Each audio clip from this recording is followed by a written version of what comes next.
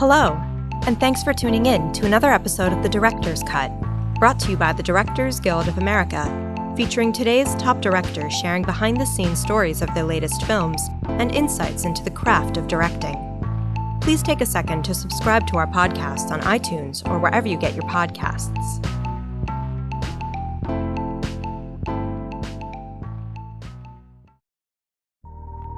This episode takes us behind the scenes of director Matthew Heineman's new biographical drama, A Private War. Based on Arash Amel's Vanity Fair article, Marie Colvin's Private War, the film follows the extraordinary life of celebrated war correspondent Marie Colvin, whose fearless desire to give voice to the voiceless and show the true cost of war drove her to the front lines of conflicts all across the globe.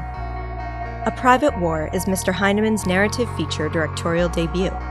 His other credits include the documentary feature Escape Fire: The Fight to Rescue American Healthcare, and episodes of the television documentary miniseries The Trade. He is a two-time winner of the DGA Award for Outstanding Directorial Achievement in Documentary for his 2017 film City of Ghosts and his 2015 film Cartel Land, which also received a Primetime Emmy Award for Exceptional Merit in Documentary Filmmaking and an Academy Award nomination for Best Documentary Feature. Following a recent screening of the film at the DGA Theater in Los Angeles, Mr. Heineman spoke with director Jeremy Kagan about filming A Private War.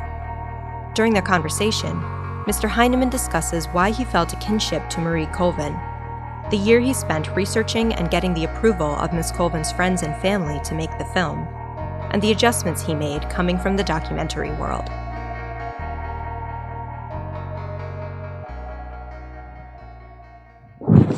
Devastating experience, not an easy journey that you take and that she took and that we take, and so thank you for challenging us. But my first question for you is, what do you do with fear? Oof, I don't know. Probably handle it in a similar way that she did. Avoid it. Except in the history of you as a filmmaker, avoiding it doesn't seem to be the thing you do. I mean, you walked into war zones in the cartel when making that movie in Mexico, and the City of Ghosts. You literally were in spaces where she was. Right. That's not avoiding it. Oh, sorry. I thought you meant like at home. I think when I get home, when I get home, I avoid it. I'll take both. Yeah. Yeah. I don't know. I mean, I think that's part of why I made this movie, is that I felt a huge kinship to her and her experience, and in the films that I've made, yeah, I've been sort of drawn to go to these places to tell these stories in a very sort of perverse way, and wanting to be in shootouts and be in meth labs and be in torture chambers and be in whatever it is, and obviously in the name of the film or the story. But then also that strange feeling of coming home to New York and going to a party the next day, and so I very much empathize with who she was, and for me the film is quite personal. But that journey for you, just look, there's all kind of movies people can make. Why walk into the danger zone? What is it? I mean, did you when you were young? Is this a pull, like it seems to be, even an addiction, as you suddenly suggest, or you and your writers suggest? What pulls you into the danger zone? Why do that as the filmmaker? Are we talking about me or her? You right now. I don't like talking about me. Let's talk about her. No, yeah, okay. You did talk about her. That's the movie. Talk about you as the filmmaker. I don't know. I guess I'm just drawn to stories that scare me or push me or provoke me, and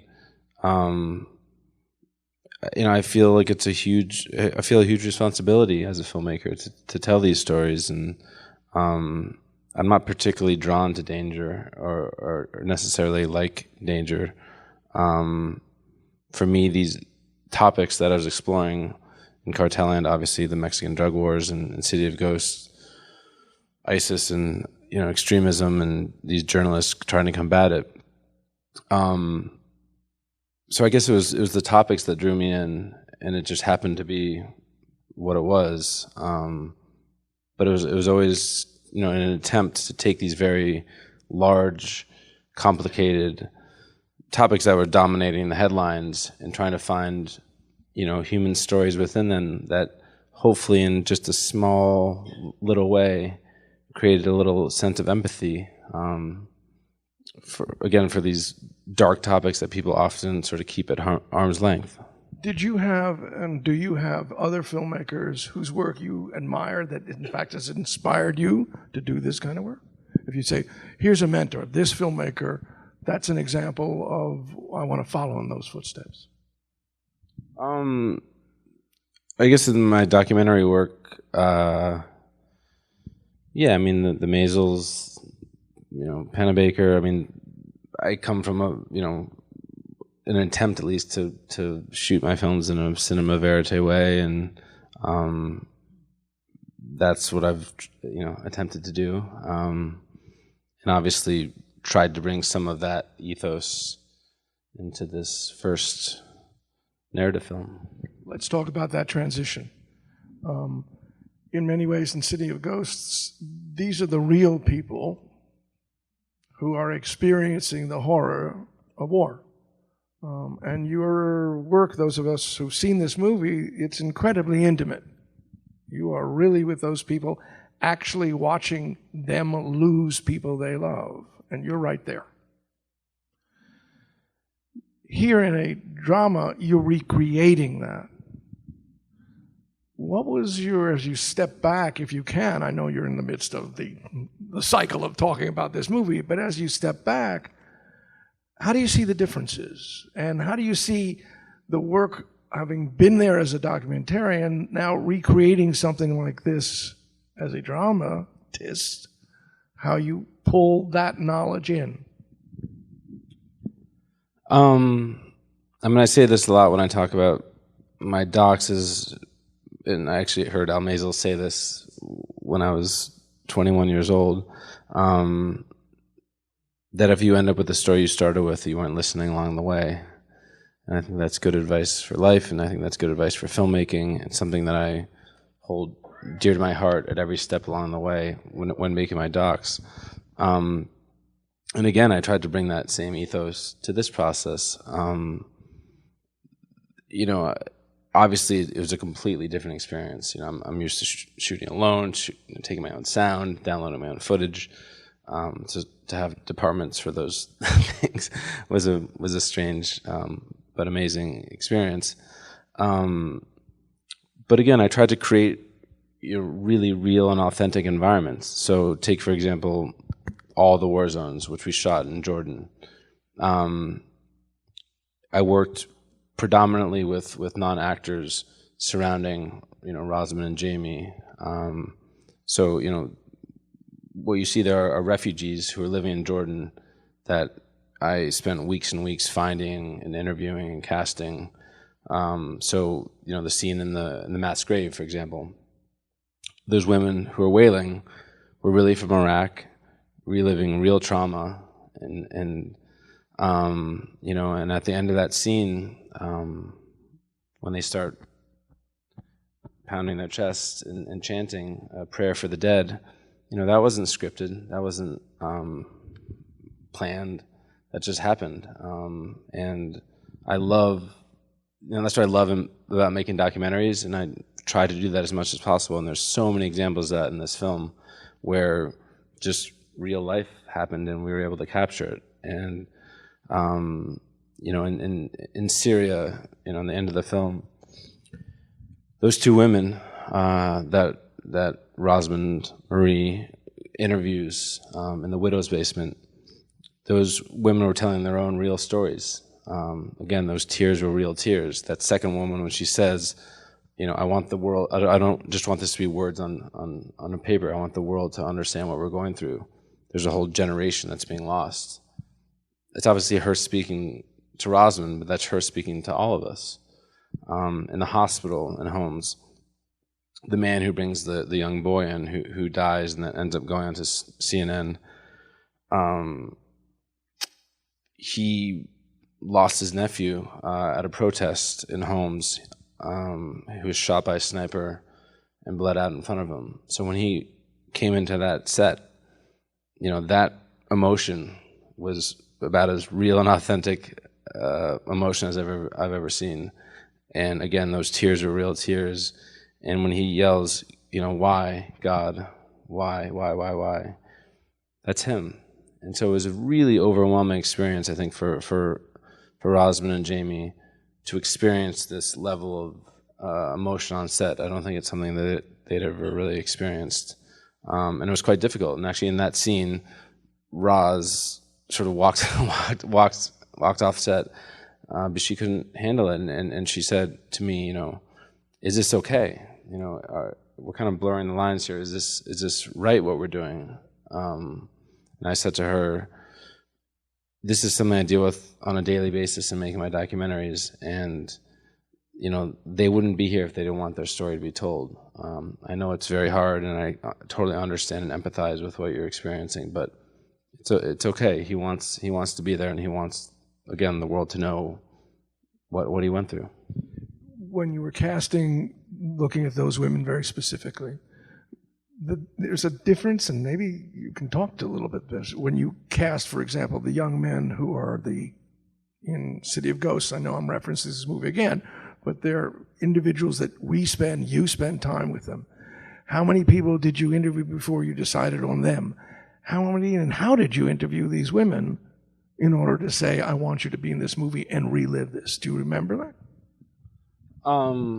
It's funny you say that because people, it's sort of, people don't like talking about casting in documentaries, but that's really what you do. You find people and you follow them and you choose them and you choose where to put your camera, and it doesn't just edit itself. But I'd read about this group, Rock is Being Slaughtered Silently, in City of Ghosts, and they had a number of different characters that I could choose from, and I was drawn to a few of them, partially based on who I could actually access, partially based on who I thought was good on who were good on camera, and a number of other factors. But the women, but now you're casting women who are, you don't speak their language. These are people who've literally lived this. Different from walking into a situation and having your camera as a documentarian. There they are. Here, you're casting them to then recreate this. How did you decide on who was going to do this? We went through probably dozens and dozens of people, dozens of women. I mean, depends on who you're referring to, but in general. I'm thinking of that very scene where the women are who mourn after the bodies are brought out of the ground, that group. That was a little bit less specific because they didn't have, one of them had a speaking role. So, I probably spoke to 24 women to understand their stories, and to also see if they could, emote and how they would emote, which was obviously a very difficult thing to do. But then more specifically with the women in Syria, we had scripted that scene and had a general sense of what, based on Marie's real story that she reported on for the Sunday Times, I knew that generally the sort of hit points, but it turned out that I actually found 2 women that literally almost word for word from the script had those similar stories. And so... Were there people looking for you? Like if we're working on, as you know, working on a dramatic picture, you're going to hire people, or you're casting people.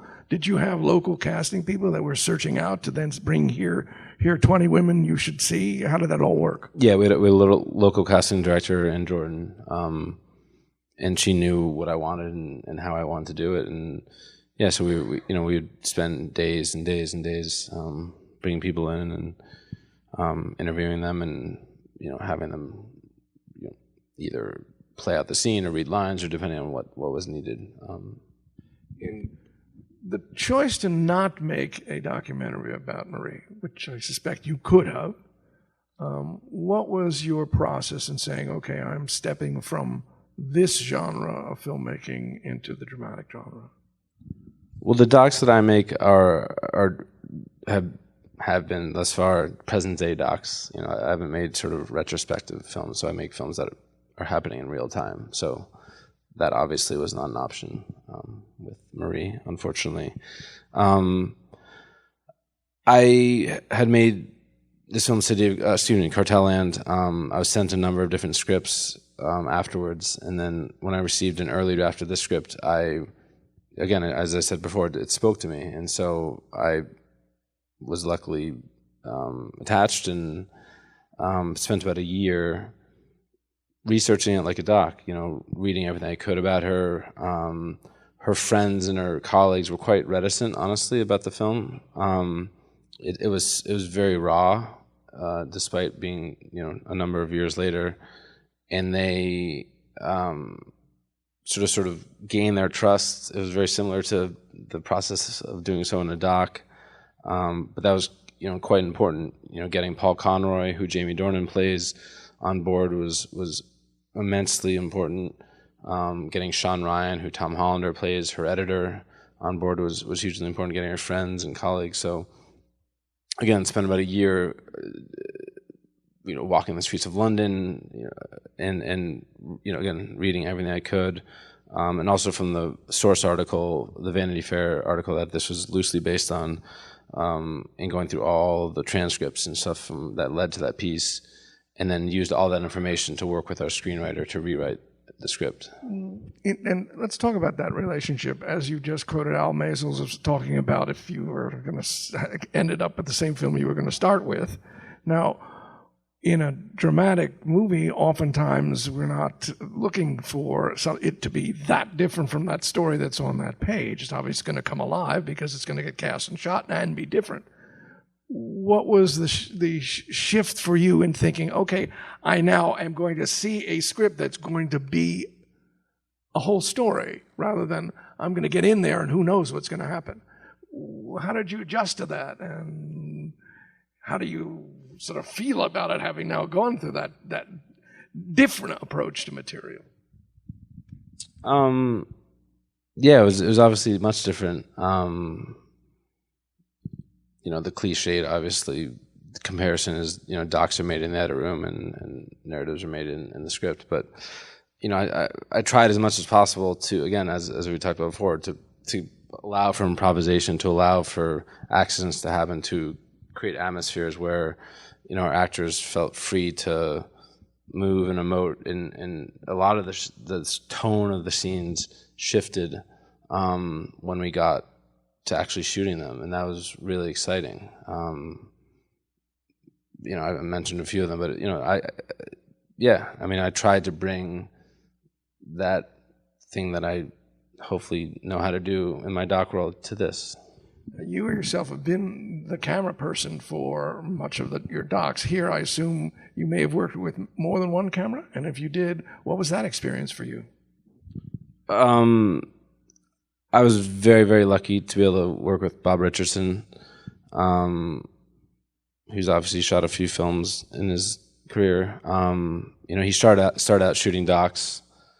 That's why Oliver Stone hired him to shoot Salvador. He shot Born on 4th of July, Platoon. So he, knew a few things about shooting war films. But we spent months sending films to each other, sending reference imagery to each other, talking about how we wanted this to look and feel. And obviously, there's a sort of docu style to how we shot it. He's still operating. He's, a lot of it was handheld. And that was something we talked a lot about. We used almost predominantly natural lighting in the war zones. So, and we were shooting in the winter, so it was quite tough. There wasn't a lot of sunlight, so, we didn't have a lot of chances at some of these scenes. And we were shooting almost every day in a different location in Jordan, so it was quite a hectic shoot. I think that was honestly the hardest thing for me transitioning, is I'm used to being out in the middle of nowhere with nobody telling me what to do, or not really being, you're cognizant of a budget, obviously, when you're making a doc, but you're not like, I could shoot for 4 more days and that's not really going to cost that much more because, it's me. But, the sort of intersection of art and commerce which is obviously inherently part of making a narrative film, that was honestly probably the hardest thing for me to adjust to. If we want to turn that way, we might miss that scene. Like those discussions that we all have when making narrative films, that took some adjusting to. Well, let's talk about your casting Miss Pike as your heroine. How did that go, and what was that process? And did you do some rehearsing with her? Talk about how you cast her first and how you worked with her. She actually approached me. She came to a screening of City of Ghosts.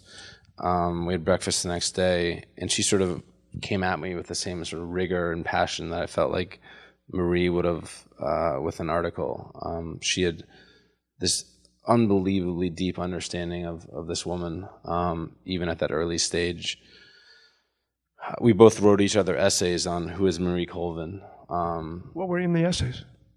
Can't tell you. Well, give us an idea. I mean, the film, what you saw. But would it be a description of a character analysis? Would it be? Yeah, it was sort of a character analysis of who we thought she was and what she stood for, and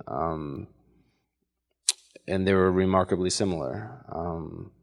And after that, I knew that I had my Marie, and it was amazing working with her. Had you directed? I know you directed in the sense of even in documentaries, you're still directing the individuals that are there.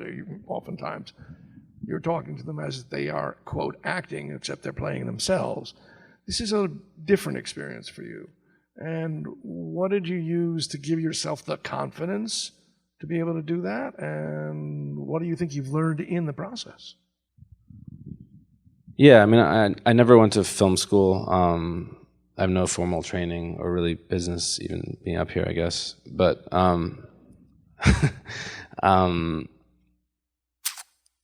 some probably combination of hubris and naivete. Sundance was incredibly gracious, honestly, and they knew that I was making this film, and they helped support me in doing a little workshop here in LA, a little, I think, 3 or 4 day workshop, and working with actors. That was really helpful, and mainly helpful, honestly, because I was forced to act, which was an unbearable experience, and hope no one ever sees whatever happened during those few days. But it made me really, understand in that relationship. But I think, honestly, in the docs that I make, a huge part of that relationship with your subject is trust. And I found that skill to be quite transferable to working with actors. Is I feel like a huge part of my relationship with Rosamund and Jamie and Tom and Stanley and the rest of my cast, and especially also all the extras that we worked with, was just developing a level of trust where they could be themselves and where they could, screw up and make mistakes and improvise, and we could challenge each other. And that's what I love about making films, is that process of sort of leapfrogging each other. Were there scenes where you were, both of you, let's say, struggling with as you were shooting, and therefore I need to adjust this performance? I don't know if you had rehearsal. First of all, did you have rehearsal time? And if you did, what did you do during it? We never had like a full table read. We didn't have a lot of time. I mean, this is not a huge budget film, so we didn't have a lot of time for things that you normally have time for. So a lot of it, we'd occasionally rehearse the day before, but a lot of it was that day. Now, if you wanted to make an adjustment, and there may be scenes, maybe you can tell us, this scene was a challenge for both of us, or for some of the other actors. How did you go about doing that? And were there challenge scenes for you? Oh, I mean, tons of scenes. I think every scene was a challenge. I found the stuff in London to be more challenging, I guess, if I was going to characterize it. I found the sort of war zone stuff to be more natural, based on my own experience. And I think that the biggest change, and then I'll answer the question, the biggest change from when I came on board to the first draft of the script was to make it a deeply personal journey. And for me, the film is not a biopic. It's a sort of psychological thriller, and trying to understand that headspace of what drove this woman. Why did she do what she did, and honestly, the effect that had on her. And so exploring that interior space, exploring PTSD, exploring the trauma that she had experienced, was something that was really important to me. But personifying that and exploring that on camera was a very difficult thing. And so, the scenes where, Rosamund is, becoming unhinged, those are tough scenes to shoot. And there's one example, I think, when you have a bunch of jump cuts with her at one particular moment. Is that an example of, we shot this and we went into the editing room and we discovered this scene, or was that intentional? And if it was intentional, how did that come about in your thinking? Yeah, that was both intentional and discovered, I guess, is the short answer. That was basically, one line in the script.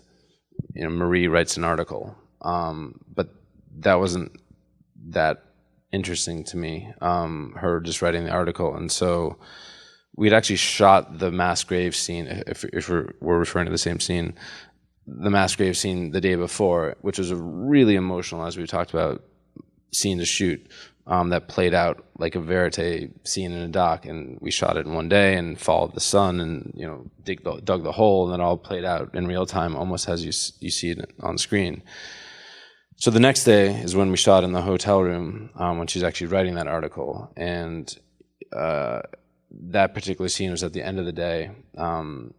I basically let the whole crew go and just kept Bob, sound man, me, and I don't know, probably a couple other people, but let most of the crew go and just locked off the camera in this sort of almost voyeuristic way, because I wanted to sort of feel like we shouldn't be in that room with her, and we shouldn't see that moment when she's away from everybody, and to see how she's interpreting the trauma of that day. And so I literally just we locked off the camera, and we just rolled for about 12 minutes and let her, we talked a lot about it before that. Did you talk, by the way, while it was rolling? Did you speak to her? Didn't talk at all while it was rolling, but we talked a lot before.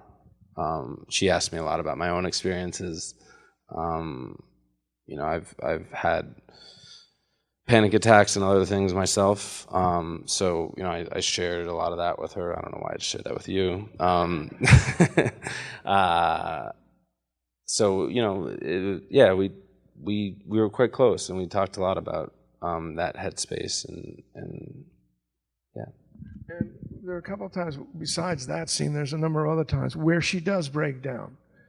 And I'm always wondering, when we do a scene like that, what happens on take two, and whether there even is one. Were there moments when you both felt, okay, let's push it further? Do you remember? Yeah, definitely. I think a lesson that I learned very early on in interviewing people for docs, is that, to me, the most magical moments are the moments often where you don't ask a question, where you just, so often when you watch people do interviews, it's just, you're just rifling questions. And to me, the most beautiful moments and the most, challenging and often poetic moments are those in which you don't ask a question and you just sit there. And you just sit there. And then you have to, then that forces them to ruminate, and that forces them to often come back with something that you prodding them won't elicit. And I found that to be something that was quite interesting to do in this sense. So I often, after she give her line or do her action, just keep the camera rolling, just to see what she would do. And she knew, she obviously caught on to that I was doing this. So she was forced to prepare to do that. And that, there's so many different examples of that throughout the film. When you were in your editing room, as as we were just speaking to Doc sometimes being discovered there, did you find that also applies to making a dramatic feature? And how did the editing experience here differ, if at all, from the editing experiences that you've had when you've been working on docs?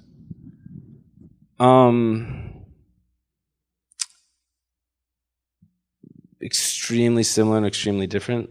I think we got to a rough cut much quicker because you obviously have a script to to base it off of.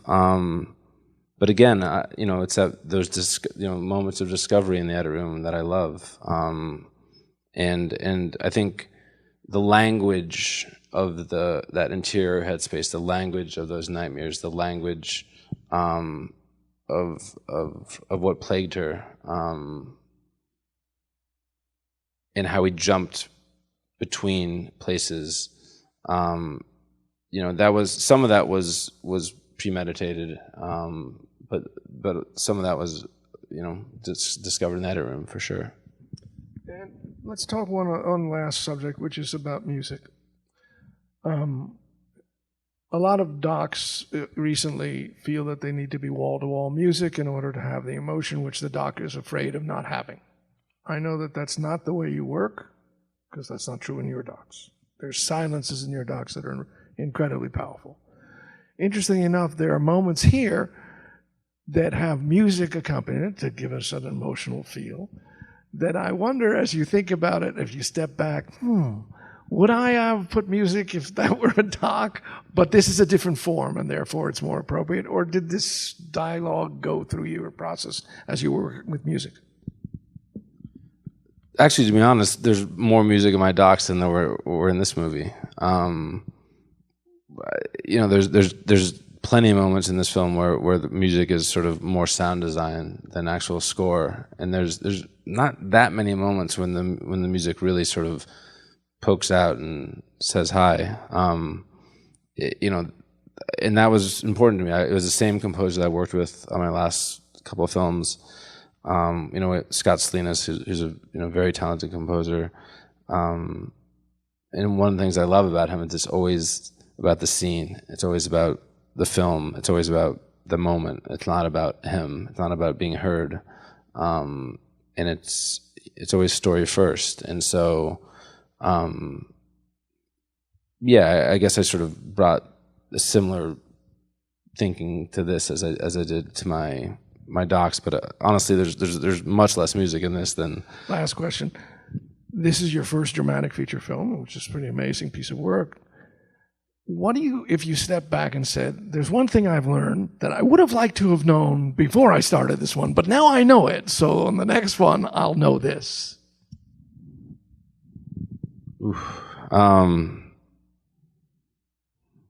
Probably a lot of things, but I don't know. I don't really look at life like that. I think you sort of, you make your decisions, and I don't like to sort of look back and second guess often what I did. So much of what I do is instinctual, for better or for worse, I guess. And I know, and I can look back on every single frame in the film and know why I did what I did. And I don't know if I would have changed that, because those are the decisions I made at the time. And, I think, I talked about it earlier, but I guess just the hardest thing for me was the sort of scheduling of it all. So I think spending a little bit more time really playing that out and pushing as hard as possible, at least for a film like this, to try to shoot more sequentially. I knew that's what I wanted to do, but given our budget, that just wasn't possible. But I think I probably would have pushed harder to do that. But it wasn't feasible. It wasn't feasible with the constraints that we had. So what feasible that you had? You've given us an incredibly difficult, challenging, and hopefully inspiring piece of work to remind us of who we are as human beings and what our responsibilities are to each other. So thank you for that. Thank you.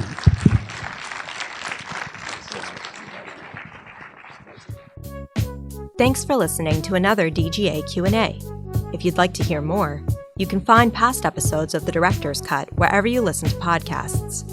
We'll have a lot more for you in the coming weeks as awards season approaches, including Q&As from Alfonso Cuarón, David Mackenzie, and Steve McQueen, so be sure to subscribe so you don't miss an episode. If you're enjoying the podcast, please take a moment to rate and review us on iTunes. We'd love to hear your feedback, and you can help fellow cinephiles find the show. Thanks again for listening, and we'll see you next time. This podcast is produced by the Directors Guild of America. Music is by Dan Wally.